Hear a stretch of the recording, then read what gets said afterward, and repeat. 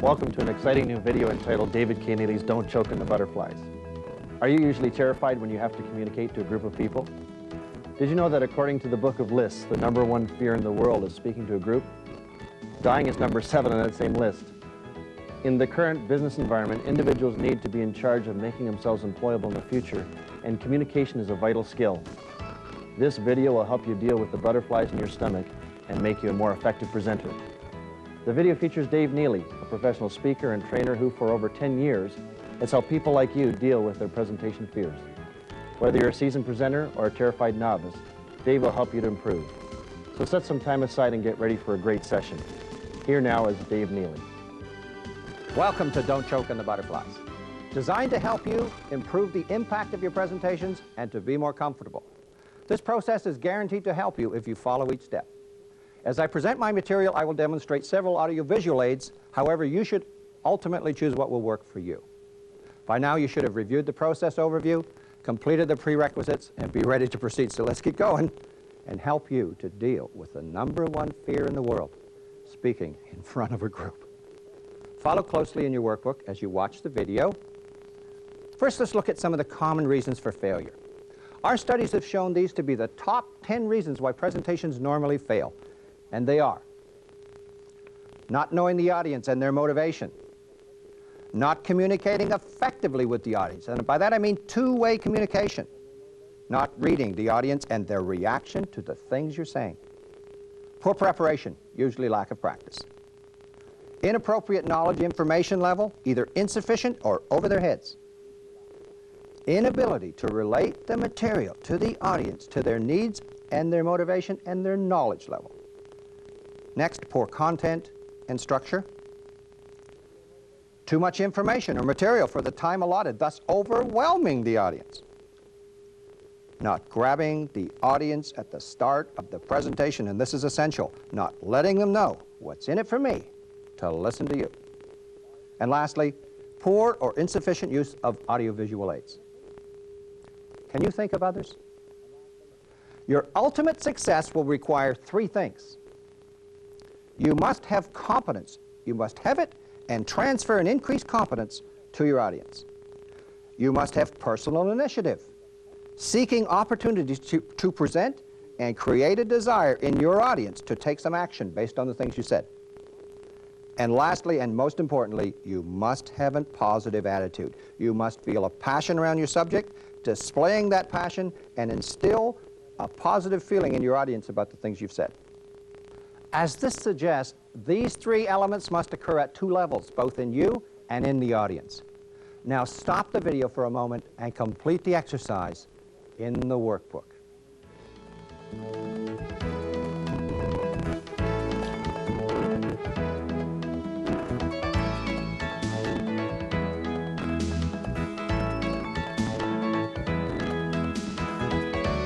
Welcome back. Now we'll look at 6 key improvement areas, beginning with people, since presentations involve interactions with people. They'd be easy otherwise. When we look at people, the first thing we need to look at is that there are 3 basic types of presentations. Your presentation is either designed to inform, to educate, or to persuade. And the difference between inform and educate basically is you choose what will be retained, and very often you test it. Persuade is obvious. You're getting them to make a commitment. And the key point to remember here is people listen differently. If they think they're there to make a commitment, they will listen a whole lot more intensely than they would if it's just informational. The common goal to keep in mind, regardless of the type of presentation, is that you are there to convey information that is A, understood, and B, retained. If you don't achieve those 2, you will not succeed. The impact of your presentation will be less than desirable. The secret word for you to think about and keep in mind, as if you are to achieve this, the secret word is motivation. Imagine, if you will, we're in Australia on the Great Barrier Reef. I'm the snorkel instructor. We're going out after lunch. And I'm going to teach you how to go out there and swim without becoming lunch for something with teeth this big. Your motivation to listen to me is very clear. It's called survival. You're listening to a video, trying to get better improve your presentations, to deal with the number one fear. Your motivation is fairly clear. So I've focused on reaching that motivation. For you to succeed as a presenter and to increase your impact, you need to understand the audience's motivation. We've already talked about that a little bit. There are 4 things that you need to consider, and you may want to refer to the detail in the reference section around these 4 items. The first, you need to catch their attention. What's in it for me? Radio station WIIFM is what everybody listens to when they come into a presentation as an audience member. An example might be, did you know we could increase your productivity by 25% if you follow our process? That would certainly catch my attention. The second thing is to arouse their interest, explain the benefits, explain how your features and benefits are going to help them achieve some means. So let me give you an example. If you follow the guidelines around participation and use the techniques that we're talking about today, you will increase audience retention by at least 50%. Thirdly, stimulate desire. Offer some proof or guarantees, statistics. You need to be able to prove the things you're going to say. And lastly, motivate action. Ask them to take some action. Ask for the order if it's a persuasive presentation. Now, clearly, sales presentations require all 4. But I believe that your presentation would benefit at least from the first 2 and maybe the third one. Now let's discuss some realities about how people learn. First, people have different learning preferences. There are visual learners. They learn by seeing. They require visual images. They require pictures, movements, animation. I'm very animated. I reach the visual learner. There are auditory learners. They learn by hearing and reading. They require detail. They require words. Words they can read to themselves, discussions, reference material. And lastly, experiential or kinesthetic learners. They learn by doing, by feeling. They need to get involved. They need to do something. They're very much hands-on learners. Now, for you to be successful, you need a balance of all 3 styles. And the last thing we need to understand about people is that human brains are not equipped to deal with large amounts of information. Psychologists have determined that the brain can deal with the first 7 or 8 items it sees or hears, or the last 7. They call that primacy and recency. Think about it as first and last. Our process today is designed to deal with this reality by giving you about 10 video segments and workbook exercises so we can present the information in smaller chunks so it doesn't become overwhelming. Now here is the first of our 10 hints for you to consider. You must understand your audience's motivation and learning preferences. Now stop the video for a moment and do the exercise in the workbook.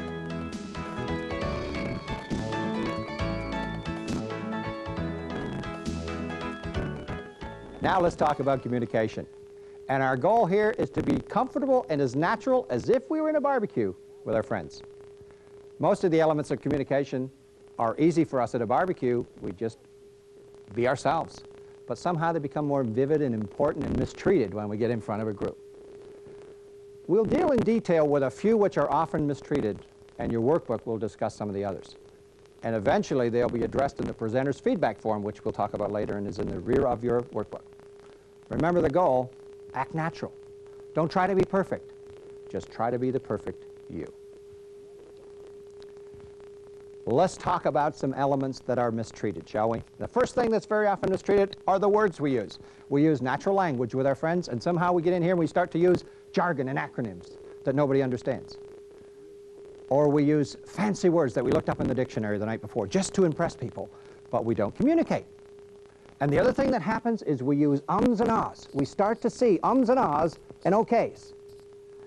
And if you don't realize you're doing it, you need to tape yourself. You need to realize how many ums and ahs you use.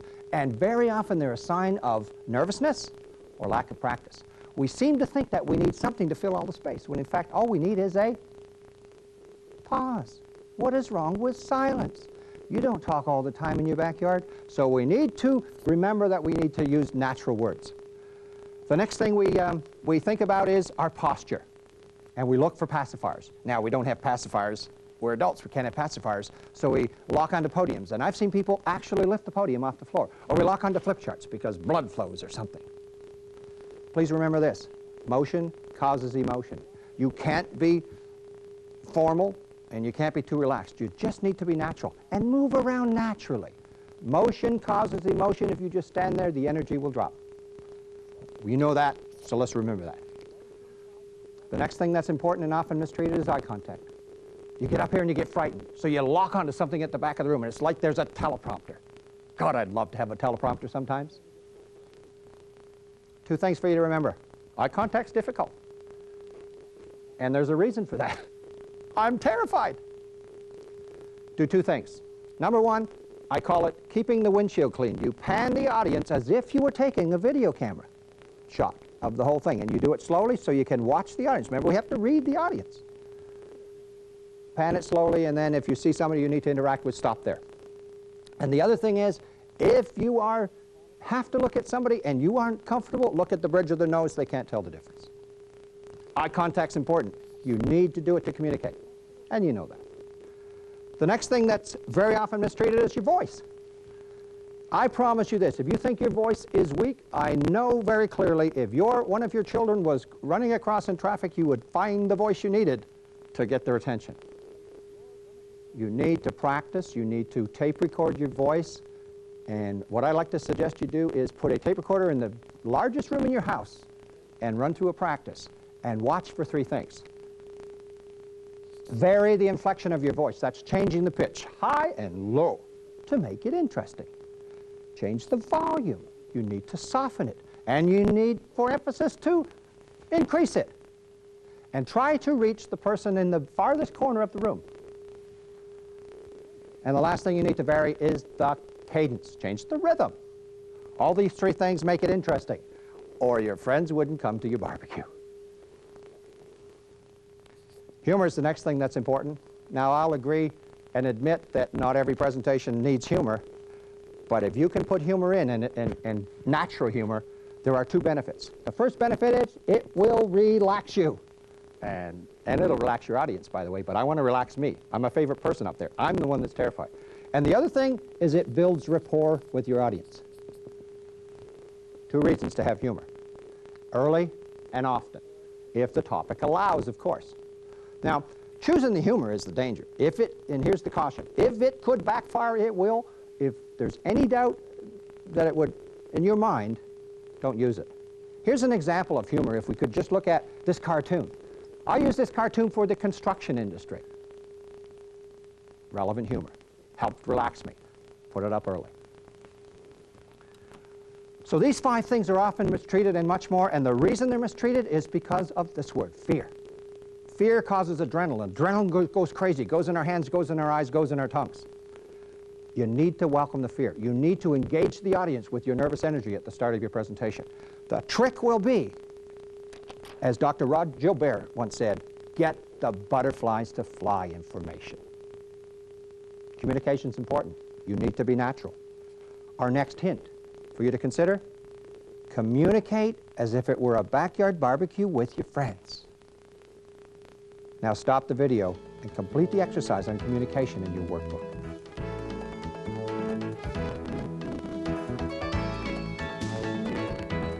Now let's look at the essential elements of preparation. We'll begin with the most important, research.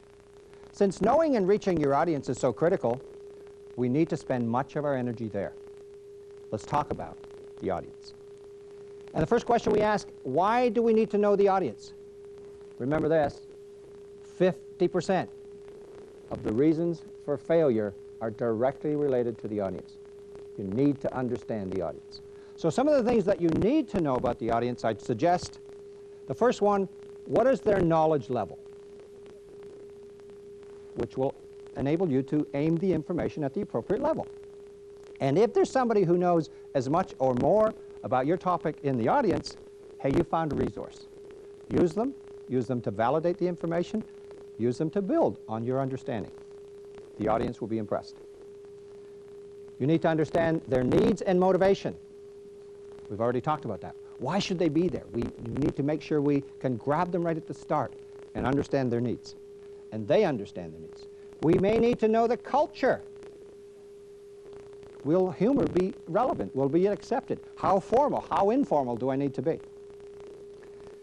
We need to understand the learning preferences of the audience. If they are predominantly one of those three learning styles, for example, they may be very experiential, they may be operations people in a plant, they need hands-on, you need to get them involved. So you need to focus a lot of your energy on experiential activities.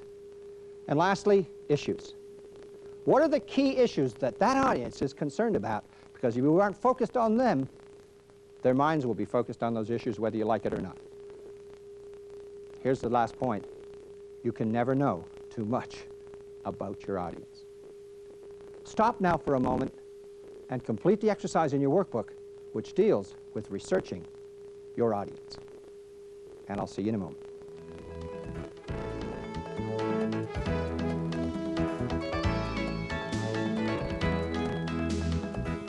Let's continue our discussion of the research part of preparation, looking at three other areas that you need to consider. The first one is the subject. And what I'd like to offer in researching the subject is what I call the 4 times rule. And what that means, if you have 1 hour of information that you want to present, you need 4 hours worth of material that you will then condense down, and we'll talk about how to do that. If it's a very formal presentation where maybe your job's on the line, you may want to consider the 10 times rule and have more than you need. What this gives you is flexibility. What it gives you is the ability to deal with most of the issues and probably anticipate most of the objections. Preparation is key around your subject. And you should have passion around the subject. You should want to talk about this subject. That's crucial. Visual aids. Do you want to use audio-visual aids? 2 benefits I want you to consider. The first one is it will help you to focus attention. If I use this pointer and we go talk somewhere and talk about any tangent that you'd like, we'll come back, we'll go right back to where the arrow's pointing. The second benefit of using visual aids is retention. We've already talked about that, and we'll talk some more about retention. It aids retention. The best choice, when we get into technique a little later, we'll discuss some of the varieties that you can use, and ultimately you need to make the best choice. To me, the best choice is what you're comfortable with. And the best choice is something where you have a very interactive process with your audience. And probably the most important thing you need to research are the facilities. Where possible, go the night before. And what this gives you is an ability to relax knowing what the setup's like. And you can actually lie in bed and imagine making the presentation, and it will relax you. Murphy's Law, however, will come into play if you show up at the last minute. Your bulb will blow. Whatever you can depend on will let you down. And you are going to be so psyched out by that last-minute rush, if you like, that you will not be effective. You know in your barbecue, if you recall, you know whether you have any hamburgers in the fridge. You always check it out in advance of your company coming. You need to do the same thing. Now, in the back of your workbook, you will see a preferred setup that I use. This is my own version. Feel free to edit it and copy it. Use it for your own. But this is what I mail out to people who hire me to speak. As a professional speaker, I always show up in my favorite room because it always looks like this. Flip chart over here, overhead table, very much like this. Okay? Remember this about facilities. You better have something to take care of a power failure, especially if you're in high tech. Imagine the worst case scenario and be prepared for it. And you will always be comfortable, or most always be comfortable. Hint number 3 then is do your homework. Do your homework to understand the subject and the audience.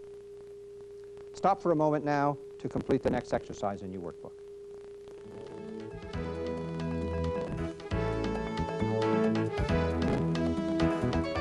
Now let us continue with a key part of your preparation and your ultimate success, getting audience participation and involvement. The first thing you have to ask yourself is, do you want participation? When you consider the audience, the topic, the time allotment, you may or may not want it, but I encourage you to do as much as you can. There are some benefits to participation. There are 5 I'd like you to think about, and they are: F stands for feedback. We need participation to gauge how we're doing. Feedback from the audience. The first R, we've talked about it before, stands for retention. And we'll talk more about that in a minute. The second R, rapport. Participation helps me gain rapport with the audience. That magic word audience keeps coming up, doesn't it? The A stands for attention. To maintain attention throughout the presentation. Please understand this. Audience's attention span is about 45 minutes. And you need to make sure that you have doses of participation that keep them awake, as it were. And the C stands for commitment, especially if it's a persuasive presentation. Confucius said in 451 BC, I hear, I forget, I see, I remember, I do, I understand. Repeat this aloud 3 times right now. I hear, I forget, I see, I remember, I do, I understand. Audience retention levels, when measured 1 hour after presentations, turns out retention goes to 95% when you have participation versus about 50% when they just see or hear it. Now let's spend a few moments discussing how to get participation. We know we want it, time permitting. One of the easiest ways to get participation is a show of hands. How many here would like to go swimming without becoming lunch for teeth this big? How many here would like to improve the presentations? I do it early to engage the audience, and I do it often unless I get kind of tired of it myself. Easy thing to do, especially with a large audience. We can fill in blanks. And I'm a real proponent of filling in blanks. And the message here is, if you can say it, there's a very good chance they can say it, and their words have more impact than your words, even though you could say the same thing. I can ask or answer questions. That invites participation. Here's another hint. Don't ask 2 or 3 questions. Ask 1 question and wait. Very often presenters are so impatient that they forget that it probably takes 6 or 7 seconds for somebody to figure out they have an answer and that they feel like answering it. So you need to ask the question and then watch the audience and get some nonverbal cue that somebody's prepared to answer the question. The next way, simple way we can get participation is through mini exercises, especially in an educational presentation. And a variation of that might be to send them away in huddles, especially at the start. Again, when you want to engage the audience, I very often send them off in groups of 3 to discuss something, and then we'll discuss it as a group up front, and I'll capture that either on an overhead or a flip chart, inviting participation. And the last thing that I'm going to talk about here are the workbooks or handouts that I use that have blanks, places for people to fill in information, thereby encouraging, in fact, forcing participation. Now, there's lots more to say. There's lots of creative ways to get participation. One of the things that I've used is a cush ball.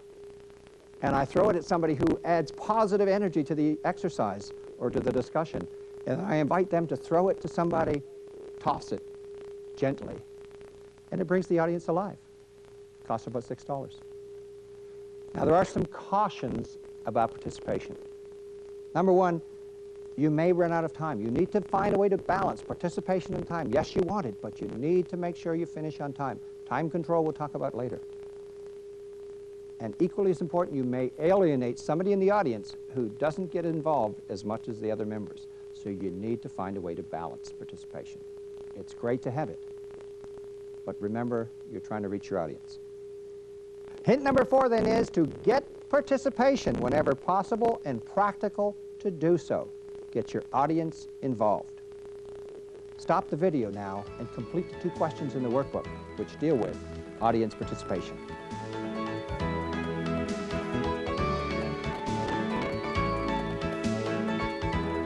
Now let's continue by discussing the challenges and objections that need to be considered in your preparation. Many, of course, should be anticipated, but they must all be answered if possible, or you will lose credibility. Or worst case, you will alienate the person who has the objection. Let's talk about objections and how you can deal with those ones that you hadn't anticipated. First of all, don't jump in. If you anticipate and jump in too soon, there's a very good chance you've created the second objection, which is not the one the person meant. Pause and listen to them. Repeat it verbatim so we all can hear the words, and then paraphrase it. Put it in your own words so you understand the objections you're dealing with.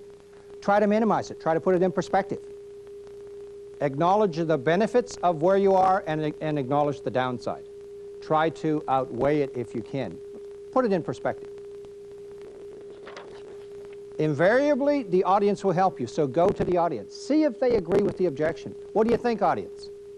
There's a very good chance, more often than not, someone in the audience will deal with the objection for you.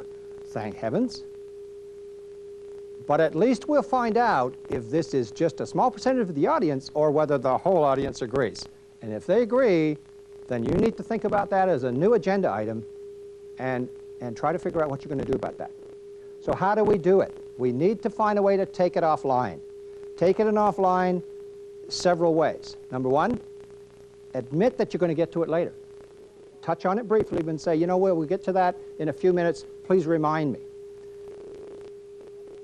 Take it offline by deferring it to a break. You know, that's very interesting, and I'd love to talk about it. Anybody would like to join us? Maybe we could talk about it at the end of the session or at the first coffee break, at the first opportunity. Third one, you may not have the answer. Admit it. Admit that you don't know. You know what? I hadn't anticipated that objection, but I'd like to research it and get back to you. Just, if you know the person, of course, you know who to get back to. Otherwise, get their name. Could you leave me your business card, and I will get back to you. And then make sure you get back to them. A fourth way, it's not listed here, but is to create what's called a parking lot, a blank flip chart with the word parking lot. And then as they come up, if you're not prepared to deal with them, you put them on the parking lot. And then you come to some conclusion at the end of your presentation. How are you going to deal with those challenges, if you haven't? Please remember this in any objection. You must seek agreement. Does your solution, is your response adequate for the person who brought up the objection? If they don't agree, and they can agree non-verbally, you may have to ask them. If they don't agree, then you will lose the credibility. Remember this. A skilled presenter must be able to deal with challenges and think on your feet. Now for the fourth and crucial part of preparation, practice. So let's talk about practice. Follow along in your workbook. A visualization. Visualization. Athletes use it all the time. Turns out psychologists have determined that a visualization has just as much learning value as a real dry run. That's why it was so crucial when we talked about knowing the facilities, doing the room setup the night before. You can lie in bed and visualize. Walk through in your mind and practice your presentation. Very effective. I do it all the time. You need to memorize and rehearse the opening. It's the only thing I think you need to memorize, but I even help myself there. I have a 5x8 blank index card right on my introduction. How am I going to grab them? How am I going to get a show of hands or grab them? What's in it for them? So we all know why we're there, stating the purpose, etc. And we'll talk more about that later. I memorize that. And the other thing I practice, and most presenters do not, is I practice how I'm going to close. And the reason for that is very clear. Primacy and recency, first impression, last impression. If you remember that from our earlier discussion, I want to control their first perception of me, impression, and I want to control the way they see me at the end. So I am going to make sure the closing has as much energy, if possible, as the opening. And then the last thing to say about practice, what I call the 4 times rule, we referred to it before. I believe you can practice too many times. There's one incident where a banker, president, CEO of a major bank, videotaped a State of the Union speech, if you like, 63 times. I believe that's too much practice. I believe that if you prepare your presentation, script it, and then go through it 4 times, the last one being the night before, so we can do that visualization thing we talked about, I believe it's all you need. Remember this. Practice makes permanent. Perfect practice makes perfect. Now stop the video and complete the questions in the workbook.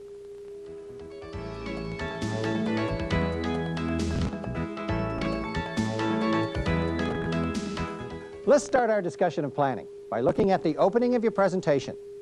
You have less than 60 seconds in most presentations to make a good first impression. And in that time, you must grab the audience. We've talked about that a lot. What's in it for me? Why should they be there? State the purpose. Is it to inform, to educate, or to persuade? Show your enthusiasm. Show your passion about the subject. You may also want to institute ground rules. How are you going to deal with questions? Are you going to have a question and answer period, etc.? More on this later, but for now, let's look at how to plan the structure of your presentation for a moment. I'd like you to think about the information, if you remember that 4 times rule, 4 times the information you need for 1 hour, as having 3 concentric circles.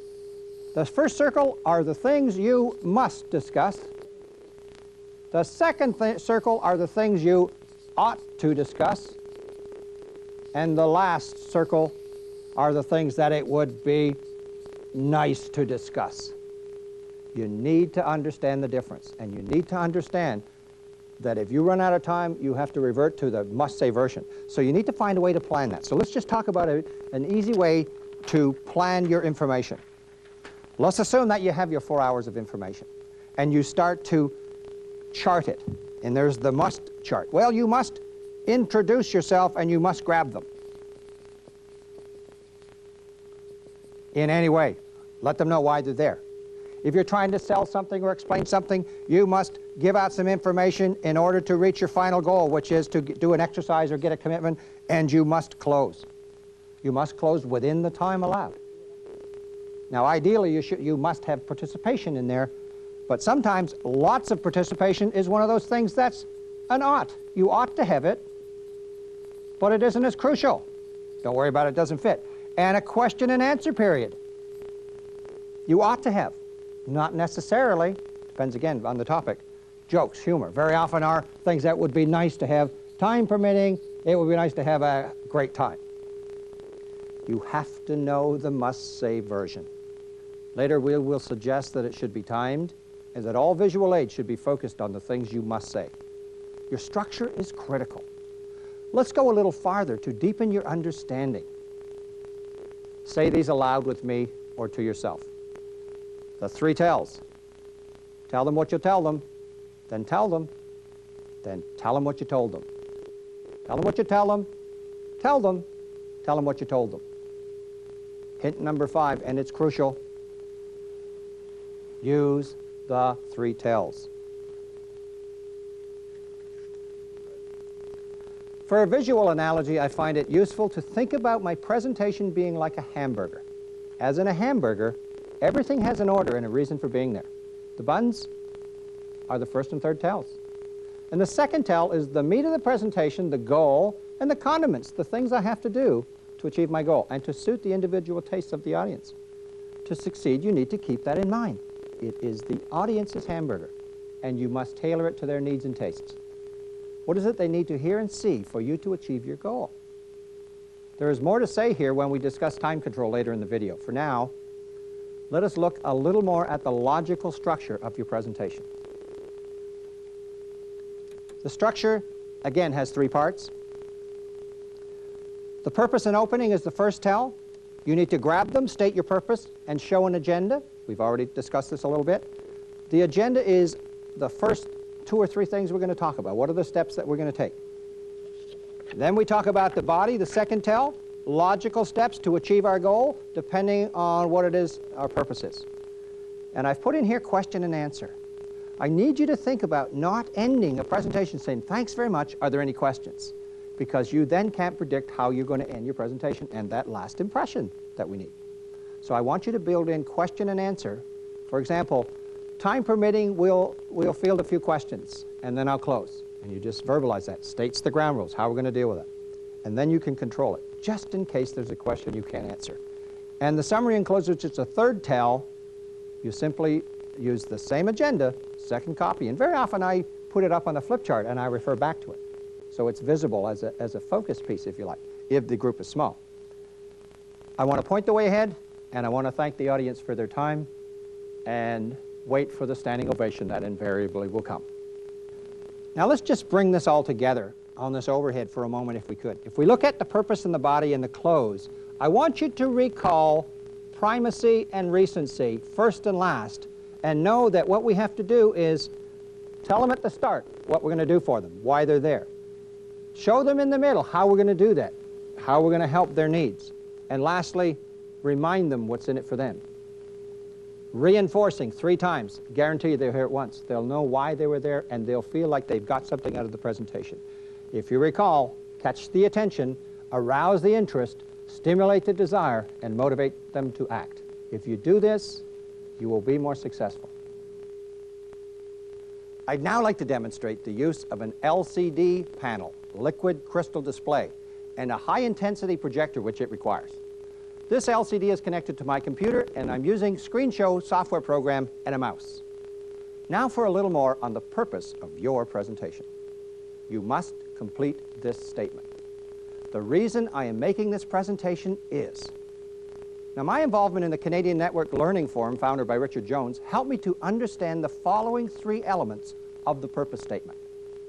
The to portion describes what will be done. What is the task? What is the issue? In a way that describes how it will be done. How we're going to handle questions, etc. And the so that shows why it will be done. Now keep in mind, your audience doesn't necessarily need to see or hear it. However, you should create one. You may want to refer to ours on page 1 in the workbook as a guide. Hint number 6 then is, ensure both you and the audience understand your purpose and the issues. Stop now and complete the exercise in the workbook which deals with your purpose.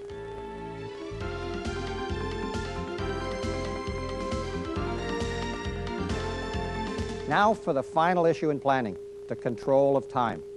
And the reason for time control is that you must stay within the guidelines, even if you start late somehow, or else your goal is not achieved, and if you go late, you will alienate the audience. Let's explore some of the ways you can control time. A very effective technique is to plan backwards. For example, I have an hour presentation. I need to spend about 5 minutes summarizing and closing, and I need 15 minutes for a critical exercise or discussion. Therefore, I need to start that exercise with 20 minutes to go, or else I will not achieve my goal or end up rushing. So some of the ways we keep track of that are use reminders. I very often use Post-it notes, or those little pads that we very often have on our desk. Or I use a timing sheet, which outlines where I should be, especially when I need to start that crucial exercise. I keep a clock or a watch where it's visible, but so the audience doesn't see me looking at my arm. I have one here, one that I can glance at and know how I'm doing. And lastly, I try to renegotiate the time, even if I start late. Can I still have the half hour? If not, I have to revert to my must-say version and get some flexibility and adjust. The last point to make is you may not want to wait for stragglers unless it's the boss. Time control is one of the most significant skills that I have developed as a professional speaker. I urge you to develop the skill, even though it seems obvious at first glance. Hint number 7 then is control time by planning backwards. Stop the video now and complete the time control exercise in your workbook.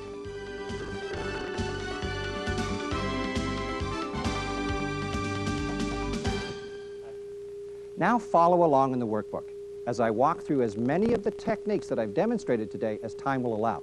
And we'll start with the easiest to use, the flip chart. If you remember, this was the first flip chart we used. This is a typical flip chart, and so I'll like to walk through some of the guidelines.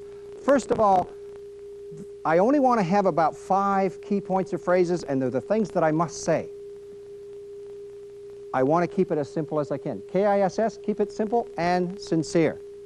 I have notes in pencil. You can't see them, but they say, inform, educate, or persuade. They listen differently. Down here it says skin diver, secret word, and I covered that if you recall. I covered it to invite your motivation, to invite curiosity.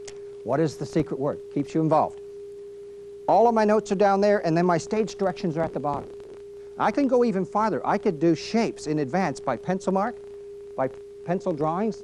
If you remember that graphic, I simply projected that onto the flip chart and traced it. And I can trace and color in and stay within the lines, remarkably.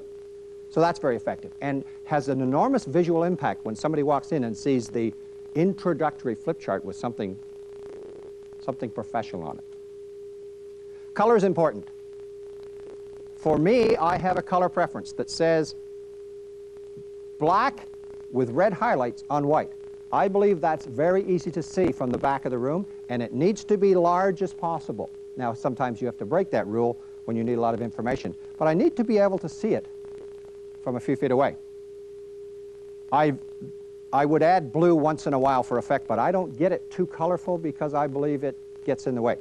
You may disagree, and please feel free to select your own color choice.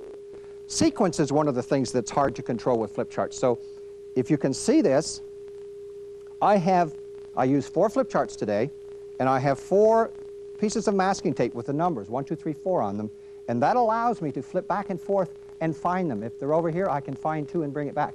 Now, how you might want to use that is to use a parking lot flip chart. If you remember, we talked about that. We'll park the issue for now. So parking lot is number 2, and we'll just refer back to it, and every time we come up with an issue that needs to be parked, we'll park it, and it will be as if we knew what we were doing. Now, you have to practice that. Now, the last thing I'd like to say about flip charts before we go on is something that's fairly new, and it's the Post-it note flip chart from 3M. All of my flip charts today were prepared using the Post-it note, and all that is, if I could peel it off, is a large Post-it note. What's great about them is they're transportable in the package they come in, and they don't bleed through.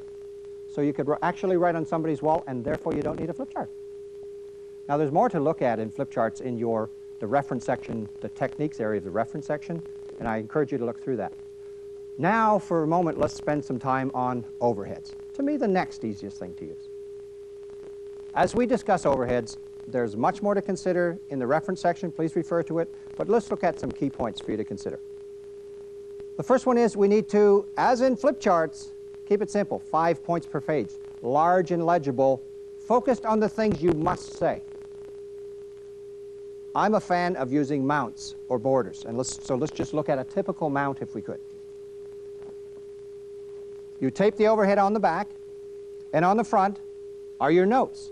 On the front are page numbers, and I usually put them on the top left-hand corner where I know where it is, and my stage direction. Where am I going next, and what am I going to talk about? Thus avoiding the ums and ahs. I know where I'm going. I use the information on the border. Those are my cheat notes. Those are the things that I need to say, the things I ought to say. And if I need more, I have one of these little pieces of paper that I can stick in the mount. And then I use the swizzle stick to keep it focused, to focus your attention, and so I get an opportunity to look at my cheat notes. As I'm laying it down, I'm reading what's supposed to go next. But here's a caution, lay it down. If you're scared, they're going to see it as you're holding. And I've seen people try to hold the swizzle stick, and it's very obvious how nervous they really are. The butterflies are in the tip of this pointer. The next thing I like to walk through is how we develop sequential information with overheads and when we would want to. Well, we'd want to when we have something that needs to be together, and yet I need to build it to focus your attention on what I want you to look at.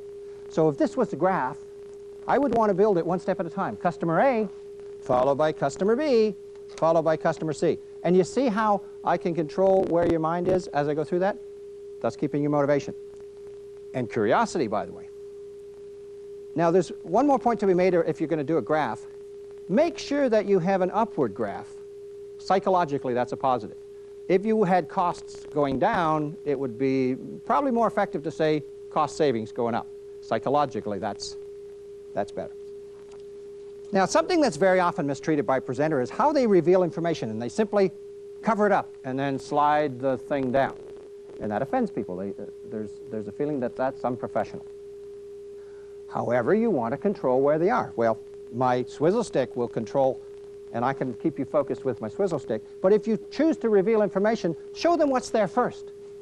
Then put the piece of paper underneath. The mount will hold it. It won't slide off at the bottom, and you'll be able to read your notes. Thus, a little more effective. The next technique, in fact, I'm going to talk about 2 techniques at once. Number one, sometimes you have a form that needs to be walked through, even though it breaks all the rules of keeping it simple. As long as they have a copy, this is your presenter's feedback form, which is in almost the very last page of your workbook. As long as they have a copy, I will put a blank on top so I can use it again, and then I'll keep you focused. Our purpose is to inform, to educate, or persuade, and it's important that the audience knows what it is, etc. For you, You need to remember and focus on using the 3 tells. We talked about those. And number 6, as you look at that form, and you will eventually, how are you going to catch their attention? How are you going to arouse their interest? How are you going to stimulate their desire? And then, I want to use it again, I throw the blank away. In fact, I could put another blank on and talk about something else. And that's very effective.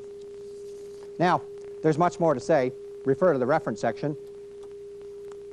But now let's spend a few moments on the next visual aid, and that's slides. Now, I must confess that slides are not my personal choice due to the cost and the limited interaction with the audience. However, they can be very effective when properly used, and they are extremely professional. There are 5 things I need you to consider when using slides, and they are: try to build complex slides using a series of slides which each add on to the previous one, as in layering. Make sure you run through them in advance so you know the orientation, the visibility, can they see them? Otherwise, Murphy's Law. One of them will be upside down. Make every effort to turn the lights up as much as possible so you can still interact with the audience. You may have to unscrew the bulb over the screen in order to darken the screen and still have the lights up in the house if you like. Since motion causes emotion, try to move around. You may want to use an extension cord for the control, or if you can rehearse it, have an assistant who works the controls. And lastly, try to use them in conjunction with pre-recorded audio. Very professional, and you can get a lot of information in a short period of time. I encourage you to have slides which invite participation and involvement. Maybe it would just be one question, and you want to get the audience involved. Now let's talk about the desktop, which is the next. Although I haven't demonstrated, I'd like to share it with you. A desktop is simply a binder that I make. There's Velcro, a binder. It cost me about $5. And I use this binder, and I put it on a desk. The same rules apply as in flip charts and overheads. And as I flip it over, because this is a flip chart, my notes are on the back. And I can talk to you, and all my notes are there. Very easy to do. I would say they're very valuable when you have 2 or 3 people in a room. So you might want to use Post-it note flip charts and a simple desk chart. Okay? Now, let's discuss handouts. You may or may not want to have handouts. Your computer graphics program will probably allow you to do student handouts very easy, and I need you to explore that. However, if we just look at the handout that came with this process, same rules apply as much as possible. Although, since this was a video, there's much more detail than we would normally have. I would normally want to keep the must-says, the things you see, forcing you, in fact, to make notes.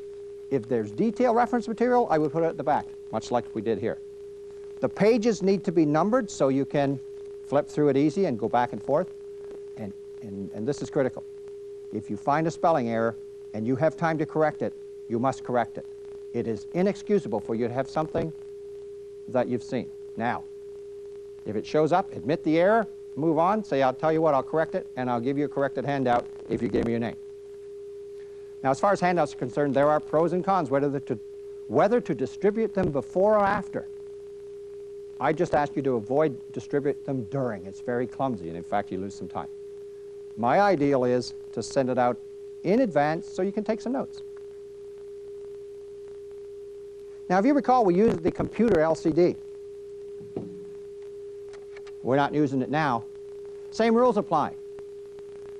Your computer program can generate speaker notes, can generate handouts, PowerPoint, Harvard graphics, all kinds of things.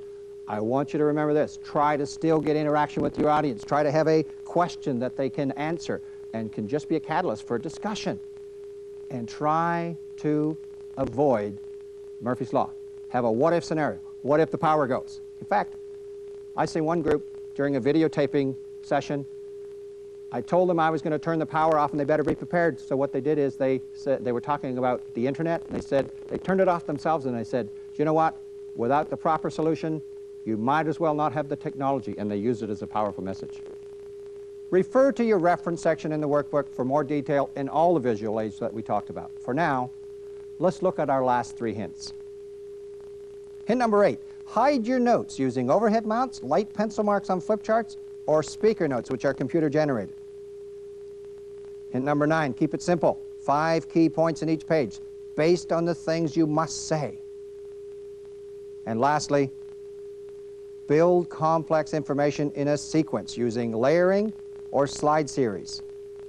whether it's overheads or computers. Now for our sixth and final key improvement area, the post-mortem. If you are like most of us, you'll be so relieved to finish that a critique is the last thing you need, especially since you probably felt you were just terrible. Please remember this. The only way to improve is to evaluate yourself, and in fact have somebody else evaluate you as well. And a critique is an essential part of the learning process. Refer to the presenter's feedback form at the back of the reference section in the workbook, and please use it, alter it, copy it as much as you need. There is no copyright in this page. I need you to use it. Now, please make an entry in your personal action plan to critique your next presentation.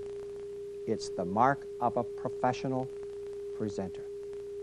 Now let's look at where we've been today. As you recall, we started with prerequisites, which allowed you to work on a real presentation today. We identified the top 10 reasons for failures and built a list of the top 10 hints for success. We suggested there are 3 keys to success: positive attitude, competence, personal initiative, and that they had to be done at 2 levels. 6 key improvement areas. We looked at people, communication, preparation, planning, technique, and lastly, the importance of a feedback form and a critique. The last step for you is to complete the workshop, which ties it all together. That is your final task. Before I leave you, a few closing thoughts. I like to remember the acronym HELP. It spells H-E-L-P. Humor, enthusiasm, and lots of participation. It has really helped me and helped my audience. Remember, your success will require 3 things. Competence, you need to practice. Please look at the 10 steps to a focused presentation and use those to build that competence. Personal initiative, you need to find opportunities to make presentations as often and early as you can after you do this workshop, and critique yourself. And lastly, positive attitude. You need to feel good about the process and about your topic. Ultimately, if you practice, you'll receive compliments for your presentations. I will guarantee it. As somebody once said, positive attitude is like going after Moby Dick in a rowboat and taking along the tartar sauce. One last reminder for you. Don't try to be perfect and play somebody else. Just try to be the perfect you. Be comfortable. Well, I have to go now and get ready for my next presentation, which is coming right up. Good luck to you, and may the butterflies work for you. And may your next presentation be as comfortable for you as your last barbecue. As Dave mentioned, your success will depend on your competence, your positive attitude, and your personal initiative. Please make sure that you look at his top 10 hints and 10 steps to a focused presentation as summarized in the workbook. Make a promise to yourself that you'll display Dave's top 10 hints and follow your personal action plan for the next 60 days. You may want to review this tape and the material several times before your next important presentation. Remember that practice makes permanent. Perfect practice makes perfect. Watch for future videos in the Don't Choke series, which will deal with selling your ideas and making persuasive presentations. As the workbook indicates, Dave has many in-house programs such as professional selling, team building, customer service, and coaching skills, all tailored for you.